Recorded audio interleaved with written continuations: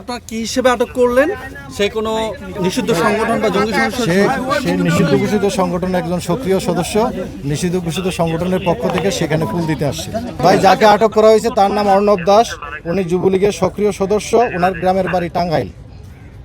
আমরা এটুকু পর্যন্ত এখন জানতে পারছি, আমরা বিস্তারিত ওনাকে জিজ্ঞাসাবাদ করে জেনে নেব। তিনি কি করতে এসেছিলেন এখানে?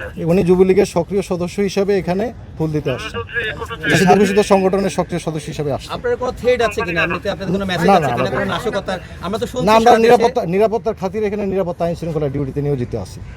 আমাদের দেশে সবকিছু স্বাভাবিক প্রক্রিয়া আছে, কোনো সমস্যা নেই। সাধারণ মানুষ যদি, একদম সাধারণ মানুষ, যে কোনো নিষিদ্ধ সংগঠন না, সেরকম একটা ব্যক্তি যদি এখানে ফুল দিতে আসে, সেই ক্ষেত্রে তাকে আপনারা আটক করবেন কিনা? আমরা বুঝবো কিভাবে সে সাধারণ মানুষ না নিষিদ্ধ ঘোষিত সংগঠনের সদস্য? আমাদের তো বোঝারও সময় লাগবে, তদন্ত করতে সময় লাগবে না?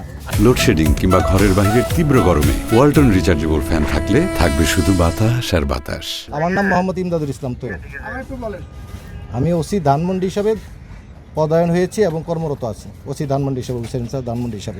সব আমাদের এখানে স্বাভাবিক, আইন শৃঙ্খলা পরিস্থিতিও স্বাভাবিক। আপনাদেরকে অসংখ্য ধন্যবাদ। আপনারা নিশ্চয়ই আমাদেরকে আইন শৃঙ্খলা নিয়ন্ত্রণে সহায়তা করবেন। আমার কোনো পদ পদবি নেই, আমি সাধারণ মানুষ ভাই।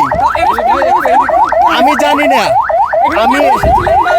আমি এখানে বঙ্গবন্ধু একজন স্বাধীনতার মুখ্য সংগঠক, সাধারণ মানুষ হিসেবে তার আত্মার মাগফিরাত কামনার জন্য এসেছিলাম আমি। তো আমি ওখানেও যাই নাই, আমি যার দূর থেকে একটু ফুল দিয়েছিলাম, রেখে গেছি। তো আমি তো কোনো রাজনৈতিক কর্মকাণ্ডের সাথে জড়িত না, রাজনৈতিক কর্মকাণ্ড করিও না।